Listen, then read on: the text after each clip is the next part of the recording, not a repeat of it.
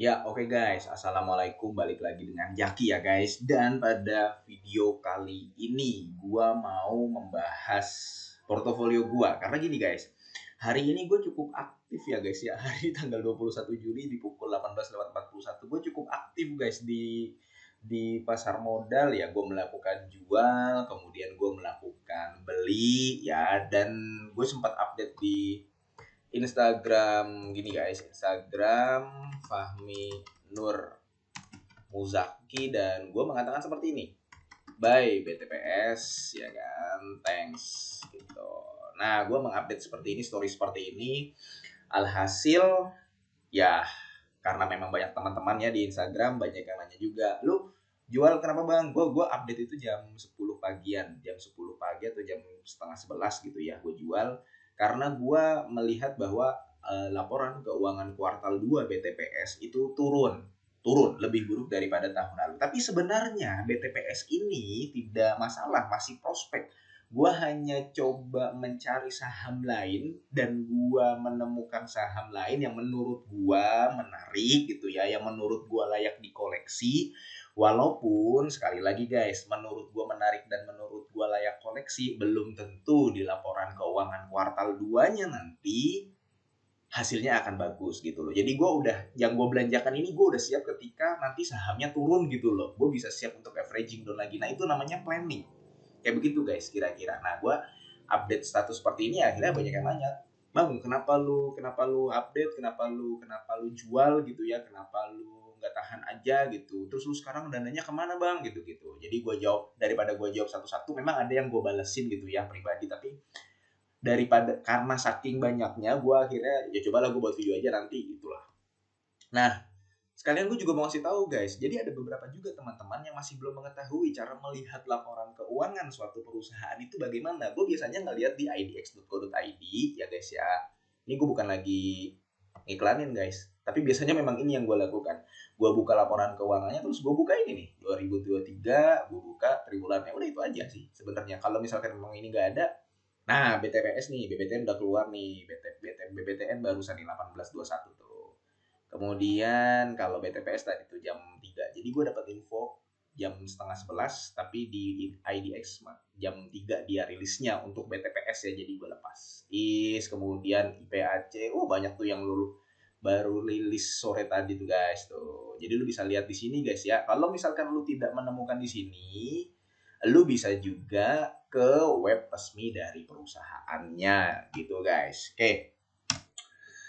Hari ini banyak yang naik, banyak yang turun guys. Sebenarnya naik sih ya. IHSG juga naik karena Bank Mandiri itu lagi all time high dan berapa hari ini naik terus ya. Kemudian GPRA, lu tahu ada salah satu orang yang berpengaruh di pasar modal, GPRA, saham GPRA, dan dia saat ini turun ya, masuk top loser di hari ini. Ya biasalah kalau orang yang berpengaruh ini dianggap ahli, dia megang, dia jualan, biasanya member-membernya juga jualan, alhasil ya sahamnya turun. Ya begitu guys ya, sedikit curcol aja sebelum masuk ke, udah rekam ya, sebelum masuk ke portofolio guys. Nah jadi ceritanya BTP sudah gue jual. Saat ini gue nggak punya BTPS. Di video sebelumnya juga gue update gue punya ISSP, Wood, kemudian Pegas gitu ya. Kemudian apalagi Soci, kemudian apalagi sih tuh yang udah pada cuan sebenarnya sih, kalau misalkan lu beli minimal 5% lah, Wood, Pegas, Soci, ISSP. Kalau lu lihat di video gue yang sebelumnya ya, gue waktu itu koleksi 9 kalau nggak salah.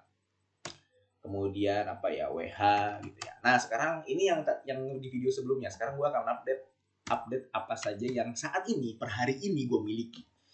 Nah yang pertama adalah gini guys, Electronic City. Electronic City ini adalah perusahaan, ya lu udah lihat lah, lu boleh lihat videonya ya, gue punya Electronic City. Tapi jujur aja guys, ini saham cukup bikin gue frustasi, karena ya bukannya apa guys ya, lu yang mau masuk Electronic City pasti lu menunggu offernya tebel gitu loh. Kalau misalkan offernya tipis-tipis, nanti lu beli harga sahamnya naik gitu. Jadi sebenarnya Electronic City ini di portofolio gua belum banyak gitu loh, masih sedikit, dan nanti kalau sahamnya naik juga gua untungnya nggak gede-gede banget gitu ya. Kalau misalkan untuk sahamnya turun gitu ya, dan gue melihat prospeknya masih bagus, ya gue masih punya kesempatan untuk averaging down. Nah itu guys, Electronic City. Kenapa gue milih Electronic City? Ya gue nggak akan bahas secara rinci, tapi lu boleh nonton video gue yang pernah gue update kenapa gue memilih untuk Electronic City. Dan lu mengetahui lah kriteria gue, salah satu sahamnya adalah small caps. Jadi saham-saham yang saham small caps lah, ya lu tau lah kapitalisasi pasarnya nggak gede gitu ya. Itu yang pertama. Yang kedua keju. Jadi emiten yang pertama dan yang kedua ini, keduanya bikin gua repot gitu loh. Repot ini dalam artian gua harus nunggu offer yang tebel gitu loh sampai gua mau masuk dan dapat di satu harga gitu loh. Kalau misalkan gua masuk dalam jumlah besar langsung, ya harga sahamnya naik gitu. Mungkin kalau misalkan lu yang modalnya udah gede juga, ya lu akan kesulitan juga nih di ECII sama keju ini gitu. Nah, makanya kenapa dua saham yang gue sebutkan di awal ini, ECII dan keju, adalah saham yang ya di portofolio gue belum tentu banyak lah. Belum tentu banyak, tapi memang porsinya belum banyak. Dan keju ini gue juga udah pernah bahas di video sebelumnya. Biasanya gue memang membeli saham yang gue bahas di video gue gitu loh. Ya, jadi itu guys.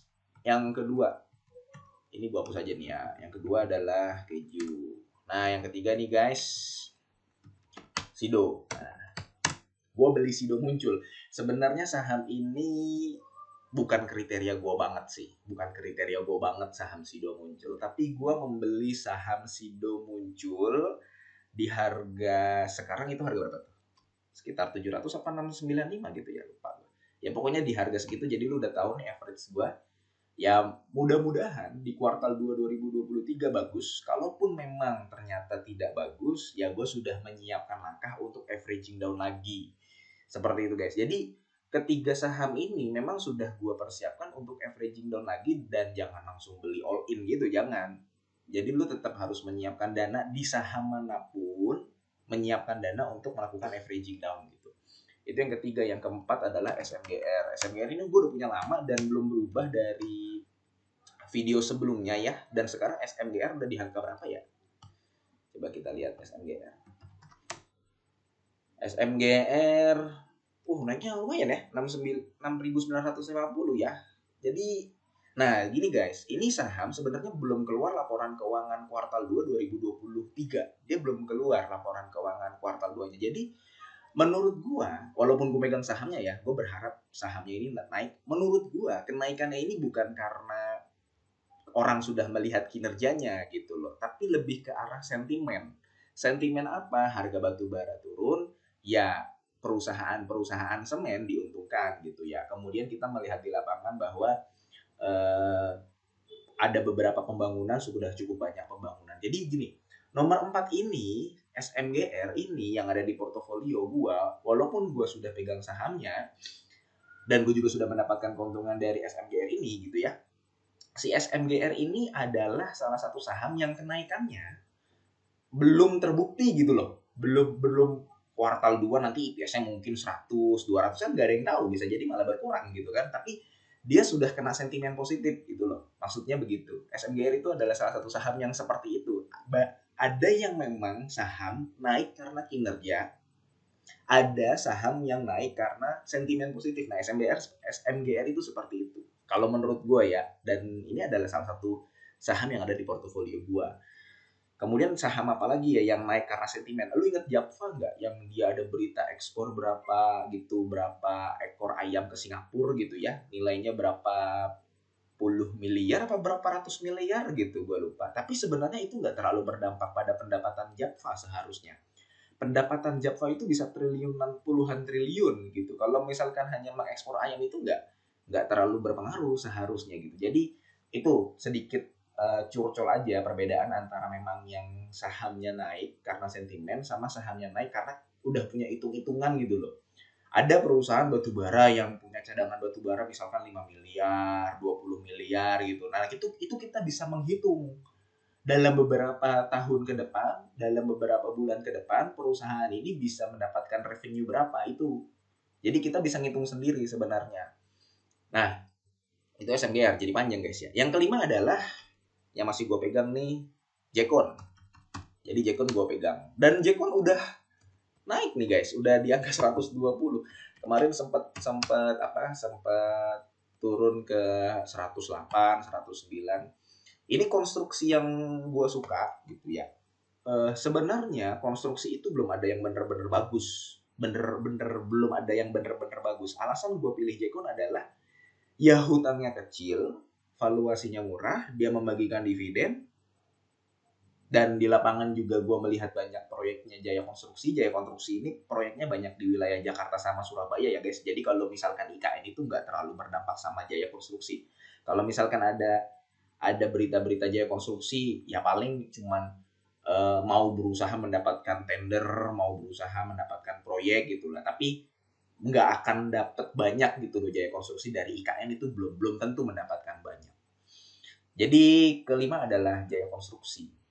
Saham yang membagikan dividen rutin, saham yang valuasinya murah, saham yang hutangnya kecil, perusahaan konstruksi yang menurut gua masih lebih mending daripada perusahaan konstruksi lain. Udah itu aja kenapa gua milih Jekon gitu ya. Dan gua masih menunggu laporan keuangan kuartal 2 2023. Biasanya guys, perusahaan-perusahaan konstruksi ini gedenya di kuartal 3 sama di kuartal 4. Tuh, lu coba perhatiin deh perusahaan-perusahaan konstruksi. Biasanya ya, walaupun tidak semuanya. Yang keenam adalah TAPG. Ya, gue masih hold. Gue udah hold saham ini kira-kira udah hampir setahun. Lebih mana? Gue dari tahun 2022. Dan gue selalu bilang di video bahwa hampir semua emiten sawit yang ada di Bursa Efek Indonesia itu gue suka karena valuasinya banyak yang murah. Kemudian gue cukup percaya diri dengan industri sawitnya itu sendiri. Sekarang kalau nggak salah harga sawit ringgit Malaysia-nya itu udah 4.000 lagi gitu. Coba ya. Kalau nggak salah 3.900 atau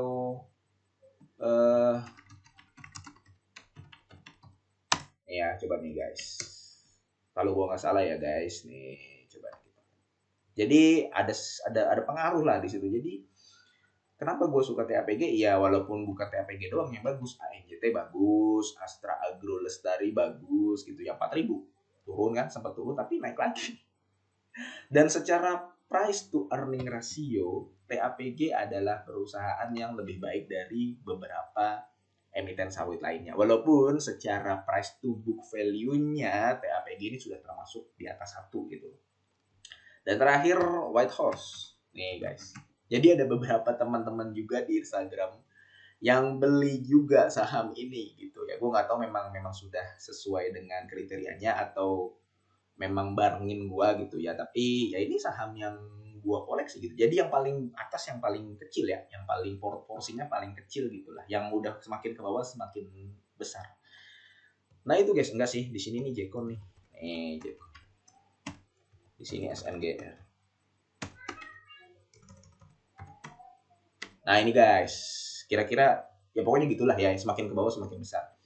Jadi itu guys kenapa gue beli 7 emiten ini, dan masih ada 3 lagi dong, karena kan gue selalu bilang bahwa benar gue akan diversifikasi ke maksimal 10 emiten. Bukan berarti gue harus selalu 10, bukan berarti, karena kadang-kadang ada emiten yang menarik, porsi di portofolionya gue banyakin gitu loh guys.